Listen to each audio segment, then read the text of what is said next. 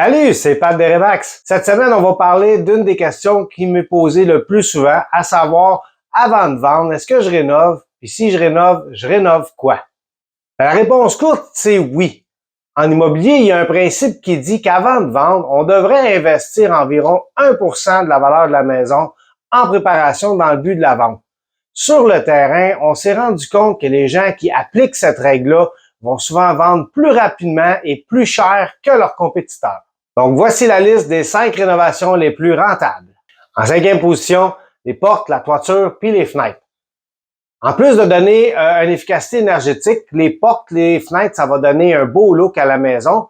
Et la toiture, elle va protéger contre d'éventuelles infiltrations. Pour la majorité des acheteurs, ces travaux, c'est des travaux d'entretien, mais ça démontre si c'est fait que vous avez pris soin de votre propriété et ça, ils en sont toujours heureux. On va parler d'un retour sur l'investissement qui va varier entre 25 à 75% de l'investissement initial. En 4e position, on va parler du sous-sol. Ce sont des pieds carrés supplémentaires. Il faut en prendre avantage. Vous pouvez le repeindre, vous pouvez changer les divisions en ajoutant des chambres, une salle de bain. Ce qu'il faut comprendre, c'est que ça va rapporter entre 50 et 75% de votre montant initial d'investissement. Donc, c'est vraiment avantageux de compléter ou de rénover le sous-sol. En 3e position, on va parler de la terrasse et du garage. Ce sont des endroits de prédilection. S'ils sont en bon état, ils peuvent facilement séduire un acheteur au point de vouloir le faire un offre. Donc, on va parler d'un retour sur l'investissement de 60 à 80% à ne pas négliger. En 2e position, la peinture.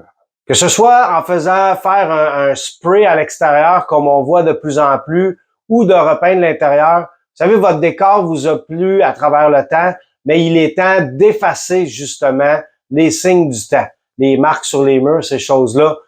Ça va aussi être important de garder une certaine homogénéité à travers les pièces, puis de choisir des couleurs qui sont intemporelles et qui vont permettre à l'acheteur de se visualiser dans l'espace ou, si jamais le décor ne lui plaît pas, de savoir qu'il pourra modifier lui-même les couleurs sans être obligé d'appliquer plusieurs couches pour effacer les anciens choix des vendeurs. C'est un investissement simple et efficace, puis on va parler de 80 à 100% de l'investissement qui va vous être retourné sur le prix de vente. En première position, la cuisine, la salle de bain. Que ce soit d'ajouter une salle de bain au sous-sol ou de rénover celle du rez-de-chaussée, on parle des rénovations qui sont les plus rentables sur le montant investi. La cuisine, elle, c'est un des endroits où vous allez passer le plus de temps dans votre vie. Donc, il faut le faire. Pensez-y pas, faites-le. Le retour sur l'investissement peut facilement avoisiner les 90 à 100% de l'investissement si c'est fait de façon raisonnable et de bon goût. Bref, comme je disais au début, ces rénovations, en plus d'ajouter à la valeur de la maison, vont souvent séduire les acheteurs au point de les amener à faire un offre sur votre maison plutôt que celle du voisin. Si vous avez des questions, rendez-vous sur la page YouTube ou la page Facebook. Tapez Pat de Remax en un seul mot dans la barre de recherche pour me trouver. N'hésitez pas à vous abonner afin d'être informé des prochaines vidéos à venir. Et puis, maintenant que la vidéo est terminée, on se dit à la prochaine!